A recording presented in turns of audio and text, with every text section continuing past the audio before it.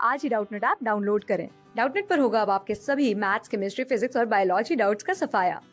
बस अपने क्वेश्चन की फोटो खींचो, उसे क्रॉप करो और तुरंत वीडियो सोल्यूशन पाओ। Download now. इस क्वेश्चन में पूछा है कि एक ऑर्गेनिक कंपाउंड है, वो बॉयल किया जाता है अल्कोहलिक पोटास के अंदर, मीन्स KOH के साथ। तो ऑर्गेनिक कंपाउंड को KOH के साथ बॉयल किया जाता है, हीट किया जाता है, और जो प्रोडक्ट होता है उस प्रोडक्ट को फिर कूल किया जाता है और एसिडिफाइड किया जाता है HCl के साथ। तो फिर क्या बनता है, एक वाइट सॉलिड सेपरेट आउट। तो एक सॉलिड होता है वो सेपरेट आउट हो जाता है। तो हमें बताना है कि स्टार्टिंग कंपाउंड क्या होगा।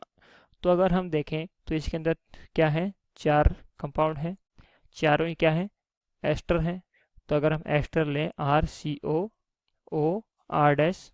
ये एस्टर लेते हैं, इनकी अगर हम KOH के साथ रिएक्शन कराते हैं, तो अगर हम KOH के साथ रिएक्शन कराएंगे तो ये क्या है, सोल्ट है, ये क्या है, एसिड है। तो ये रिएक्शन तभी पॉसिबल होगी जब एसिड है मोर एसिडिक हो देन सोल्ट। तो एसिड है वो सोल्ट से ज़्यादा एसिडिक होना चाहिए, तभी ये रिएक्शन है पॉसिबल होगी। तो ये सोल्ट जो ये है एस्टर, एस्टर इतने एसिडिक नहीं होते OH माइनस से। ये तभी एसिडिक हो सकते हैं जब जो R ग्रुप हो, जो R ग्रुप है, ये R group electron withdrawing group होना चाहिए। जब R group electron withdrawing group होगा तभी ये रिएक्शन पॉसिबल होगी। तो अगर फर्स्ट रिएक्शन देखें तो फर्स्ट रिएक्शन में क्या है, इथाइल बेंजोनेट। तो इथाइल बेंजोनेट का स्ट्रक्चर क्या होता है, PH CO O, PH की जगह हम लिख सकते हैं C6H5CO O C2H5, ये होगा। अब इसके अंदर क्या लगा है, फिनाइल ग्रुप। फिनाइल ग्रुप क्या करता है, इलेक्ट्रॉन विड्रॉइंग ग्रुप होता है।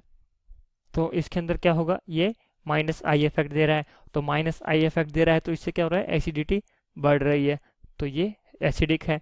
तो ये ऑप्शन हो सकता है। नेक्स्ट क्या है, इथाइल फॉर्मेट। तो इथाइल फॉर्मेट का स्ट्रक्चर क्या होता है, HCOO C2H5। तो इसके अंदर कोई भी इलेक्ट्रॉन विड्रॉइंग ग्रुप नहीं लगा, तो ये ज़्यादा एसिडिक नहीं होगा KOH से, और ये रिएक्शन पॉसिबल नहीं होगी। अब हम नेक्स्ट देखते हैं, नेक्स्ट क्या है, इथाइल एसीटेट।